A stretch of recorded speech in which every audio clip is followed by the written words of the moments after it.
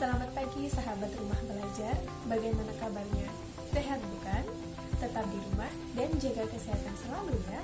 Pada kesempatan belajar kali ini, kita akan belajar tentang prakarya dan kewirausahaan bersama saya, Erian Dwi Susanti, guru SMA Negeri 1 Kota Mogot. Perlu sahabat rumah belajar ketahui bahwasanya permasalahan global yang paling krusial saat ini yang sedang kita hadapi adalah permasalahan kerusakan lingkungan.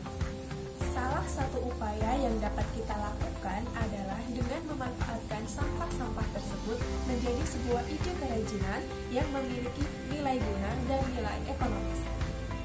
Kesempatan kali ini kita akan belajar KD 3.1 tentang perencanaan usaha kerajinan dengan bahan limbah bangun datar. Bangun datar adalah bangun yang hanya memiliki luas, sedangkan bangun ruang adalah bangun yang memiliki volume. Jadi kalau bangun datar itu hanya panjang dan lebar, kalau bangun ruang ada panjang, lebar, dan ada juga tinggi. Contohnya kalau bangun datar itu adalah persegi, tapi kalau bangun ruang adalah kubus. Kemudian, limbah apa sih yang membentuk bangun datar? Dan ide kerajinan apa sih yang bisa dibuat dari limbah bangun datar tersebut?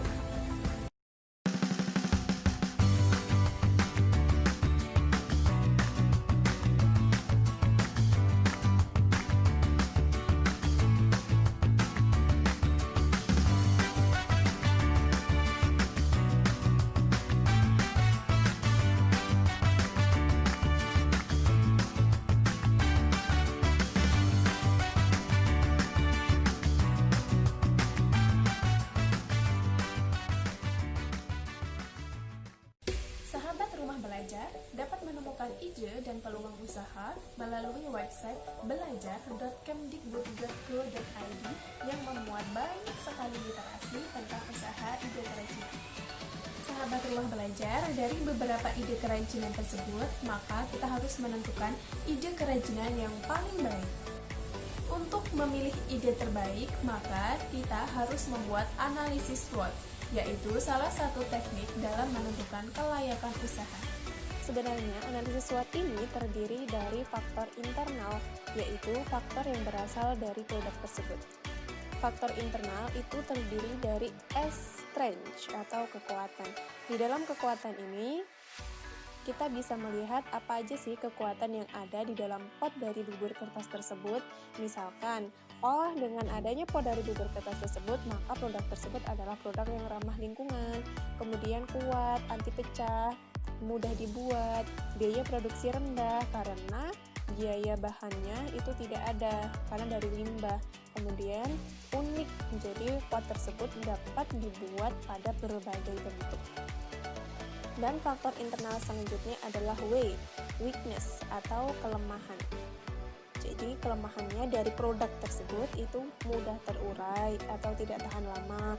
Kemudian bentuknya kurang halus karena dari bubur kertas biasanya masih ada sedikit benjolan-benjolan gitu ya, jadi nggak rata.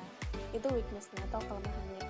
Nah, kalau ada faktor internal, pasti ada faktor eksternal. Nah, faktor eksternal ini adalah faktor yang berasal dari luar produk tersebut. Kalau internal itu produknya, tapi kalau eksternal itu di luar produk. Ada apa saja sih? Yaitu pertama ada opportunity atau peluang. Peluangnya kalau kita membuat produk dari bubur kertas menjadi pot itu seperti penyelamatan lingkungan karena kita berusaha untuk mengurangi sampah yang ada di sekitar kita. Kemudian inovasi baik itu berbagai bentuk, berbagai material, warna dan sebagainya itu menjadi peluang bagi kita untuk memasarkan produk kita lebih jauh lagi. Kemudian pasar tanaman hias. Nah, biasanya kalau tanaman-tanaman hias itu potnya relatif unik ya, jadi dari berbagai material, berbagai bentuk. Nah, salah satu pot yang bisa kita ajukan itu adalah pot dari bubur kertas. Kemudian iklan pada berbagai platform, baik online maupun offline. Dan faktor eksternal selanjutnya adalah threats atau ancaman. Nah, di dalam ancaman ini itu apa saja sih hal-hal yang mengancam usaha kita? Misalkan, kalau pot dari bubur kertas itu mudah ditiru, biasanya sering sekali ada plagiasi karena semua orang bisa membuat pot ini tanpa ada keahlian khusus gitu. Kemudian yang kedua ada namanya persaingan produk lain karena bahan lain ada yang lebih kokoh, misalkan ada dari semen atau dari bahan-bahan lain, itu akan menjadi ancaman bagi produk kita. Nah, itu adalah analisis SWOT. Analisis SWOT ini kita terapkan pada berbagai ide kerajinan yang kita punya. Kalau kita punya 4 ide kerajinan, maka analisis SWOT yang kita buat ada 4 juga. Nah, dari 4 analisis SWOT ini, kita akan bisa menentukan produk apa sih yang paling tepat untuk kita jual. Cara menentukan produk yang tepat atau produk yang paling bagus untuk kita jual, kita lihat dari strength dan opportunity-nya. Maka kita bisa lihat strength dan opportunity yang paling besar, kekuatan dan peluang yang paling besar di antara ide kerajinan yang lainnya. Atau kalau kita bisa lihat weakness dan strength-nya, kita bisa melihat kelemahan dan ancaman yang paling kecil. Jadi dari semua ide kerajinan, mana sih kekuatan dan peluang yang paling besar, atau kelemahan dan ancaman mana sih yang paling kecil, kemudian kita pilih satu ide kerajinan yang terbaik. Mari sahabat belajar di rumah, kita berwirausaha dan berkarya melalui ide kerajinan dari bahan limbah bangun datar. Semoga kita dapat menyumbangkan langkah-langkah kita untuk mengurangi kerusakan lingkungan yang ada di dunia ini.